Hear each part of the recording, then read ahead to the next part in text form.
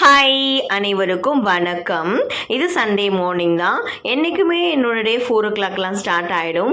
ஆனால் இன்றைக்கு என்ன ஆச்சுன்னா கொஞ்சம் லேட் ஆகிடுச்சு. கொஞ்சம் இல்லை, ரொம்பவே லேட் ஆகிடுச்சு. 6 o'clock ஆகிடுச்சு எழுந்திருக்கும் போது. எழுந்திரிச்சு வெளியே வந்து பார்க்கும்போது ரொம்பவே பிரைட்டாக இருந்துச்சு. சரி, ஓகே, நம்ம வீடியோ எடுத்துகிட்டு நம்ம தினசரி வேலையை பார்த்துக்கலான்னு சொல்லி ஸ்டார்ட் பண்ணிகிட்டு இருந்தேன். 6 மணின்னு சொல்லும்போது எல்லாமே எந்திரிச்சிருக்காங்க. இதே 4 o'clock 5 o'clockனால் யாருமே எந்திரிச்சிருக்க மாட்டாங்க எங்கள் ஸ்ட்ரீட்டில். ஸோ இப்போ 6 மணி ஆகிடுச்சு இல்லையா, எல்லாமே எந்திரிச்சிருக்காங்க. நான் வந்து கேட் ஓப்பன் பண்ணிவிட்டு சாணி போட்டு, என்றைக்குமே சண்டேஸ் வந்து சாணி போட்டு தெளித்து விட்டுருவேன். ஸோ அந்த வேலையெல்லாம் மும்முரமாக செஞ்சுட்டு இருந்தேன். அதோடு வீடியோ எடுக்கிற வேலையும் ஒரு பக்கம் போயிட்டே இருந்துச்சு. ஸோ அந்த ஸ்டிக்கு வச்சு தான் எடுத்துக்கிட்டேன். அப்போது வந்து தெரியாது இல்லையா, அக்கம் பக்கம் இருக்கிறவங்களுக்கு, நெய்பர்ஸ்க்கெல்லாம் தெரியாது. உடனே ஒரு வயசானவங்க தான், அவங்க கூப்பிட்டு என்னம்மா இது அப்படின்னு கேட்டாங்க. அது வீடியோ எடுத்துகிட்ருக்க அப்படின்னு சொல்லும்போது, ஓகே, அவங்களுக்கு ப்ராப்பராக தெரியாது. அவங்களுக்கு கொஞ்சம் விளக்கத்தை கொடுத்தா இது இப்படி தான் சொல்லி, ஸோ அதை கேட்டுட்டு அவங்க ஓகேன்னு சொல்லிட்டு போயிட்டாங்க. இந்த மாதிரி 6 மணிக்கு எந்திரிச்சதுனால நிறைய பேர் கேட்க ஆரம்பிச்சிட்டாங்க. ஏன்னா அவங்களுக்கு தெரியாது. ஸோ நிறைய பேர் கேட்கவும் அவங்களுக்கு பதிலை சொல்லிவிட்டு என்னோடய வேலையை நான் ஸ்டார்ட் பண்ணிட்டேன்.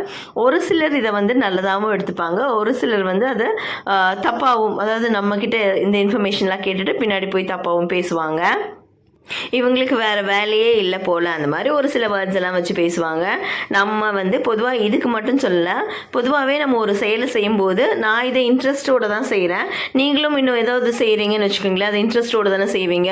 அது அடுத்தவன் அப்படி சொல்கிறானே அதனால் இதை செய்ய ஒரு சில ஸ்டாப் பண்ணிவிடுவாங்க. அவங்க அப்படி பேசுகிறாங்க, அதனால் நான் இதை ஸ்டாப் பண்ணிட்டேன்னு சொல்லிட்டு. அந்த மாதிரி நீங்கள் செய்யவே கூடாது. செய்கிற வேலையில் உங்களுக்கு இன்ட்ரெஸ்ட் இருக்கா, உங்களுக்கு ஆர்வம் இருக்கா, ஆர்வம் இருந்தால் தாராளமாக அது நம்ம தப்பு செய்கிறது இல்லையே. நம்ம வந்து ரொம்ப, அதாவது தப்பான செயலை செய்யும்போது தான் நம்ம வெட்கப்படணும்.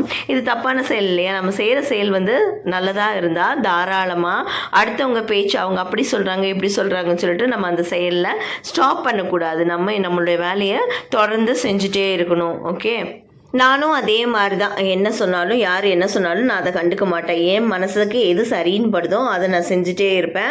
காலையில் தினசரி வேலையெல்லாம் 6 மணிக்கு எந்திரிச்சாலும் சீக்கிரமாக வேலையெல்லாம் முடிச்சுட்டு வீட்டுக்கு போய் மார்னிங் பிரேக்ஃபாஸ்ட்டும் கம்ப்ளீட் பண்ணிவிட்டு, அதுக்கப்புறம் ஜாரா இருக்கா இல்லையா, ஜாராக்கு ஹேர் கட் பண்ண வேண்டியது இருந்துச்சு. ஒரு 3 months ஒன்ஸ் அவங்களுக்கு ஹேர் கட் பண்ணி விட்டுருவோம். ஒரு சிலருக்கு சொல்லி கேட்டிருப்பேன், சிட்ஸு இருக்கும்போது அவங்களுக்கு மெயின்டெனன்ஸ் அதிகம்னு சொல்லி. எங்களுக்கு அந்த மாதிரி தெரியல, அவங்க வீட்டில் ஒரு உறுப்பினராகவே மாறிட்டாங்க. ஸோ ரொம்பவே செலவு பண்ணுறதில்ல. ஒரு 3 months ஒன்ஸ் ஹேர் கட் பண்ணி விடுவோம். அப்புறம் பெடிகிரி ரெகுலராக, அப்புறம் ஒரு எக் ரெகுலராக, அப்புறம் கர்ட் ரைஸ் சாப்பிடுவாங்க. இதை தவிர பிஸ்கெட் வாங்கி கொடுப்போம் அப்பப்போ. ஸோ இது வந்து ரேர் தான், ரொம்ப செலவெல்லாம் கிடையாது. அவங்கள வாங்கிட்டு வந்த டே 1 நாள்லேருந்து எங்களுக்கு அதாவது எப்படி சொல்கிறதுன்னு தெரியல, அளவு கடந்த பாசம்னு சொல்லலாம். அவங்க வந்து எங்கள் வீட்டில் ஒருத்தராகவே மாறிட்டாங்க. ஸோ அந்த ஒர்க் தான் போயிட்டுருக்கு. இப்போ 3 months ஆகிடுச்சு இல்லையா. ஹேர் கட் பண்ணும்போது என்றைக்குமே கடைக்கு கொண்டு போவோம். ஸோ இன்னைக்கு வந்து எங்களால் முடியல. ஸோ வீட்டுக்கே கூப்பிட்டாச்சு. அவங்களும் வந்து வீட்டுக்கே ஹேர் கட் பண்ணி தர வந்துட்டாங்க. ஒரு சில சமயத்தில் ரொம்ப நாட்டி பண்ணுவாங்க, ஆனால் இந்த டைம் வந்து ரொம்ப சமத்தாக இருந்துக்கிட்டாங்க. ஆனால் கண்ணுக்கிட்ட கட் பண்ணும்போது மட்டும் ரொம்ப அடம் பிடிச்சிட்டாங்க. ரொம்ப நேரமாக ஒரு 15 minutes 20 minutes இருக்கும். 20 minutesக்கு மேலே அடம் பிடிச்சி அதுக்கப்புறம் தான் ரொம்ப அவங்க டயர்டாகும். அவங்களே டயர்டாகிட்டாங்க. ஜாரா டயர்டான உடனே சும்மா அதுக்கப்புறம் அமைதியாக இருந்துட்டாங்க. ஹேரெல்லாம் கட் பண்ணி முடிச்சாச்சு. கட் பண்ணி முடிச்சுட்டு அவரும் அந்த பிளேஸ் எல்லாம் ஒழுங்காக க்ளீன் பண்ணி கொடுத்துட்டு போனார். அதுக்கப்புறமா என்ன, ஒரு பாத் எடுத்துகிட்டு அவளை நானே குளிப்பாட்டி விட்டுட்டு அழகாக தூங்க ஆரம்பிச்சாச்சு. என்றைக்குமே அந்த ஹேர் வந்து அவகிட்ட இருந்து போகும்போது ஒரு பார்ட்டே போன மாதிரி ரொம்ப ஃபீல் பண்ணுவாங்க ஜாரா அவங்க. இப்போவும் அதே மாதிரி தான் ரொம்பவே ஃபீல் பண்ணிட்டாங்க. ஏதோ ஒன்று தன்னை விட்டு பிரிஞ்சு போன மாதிரி.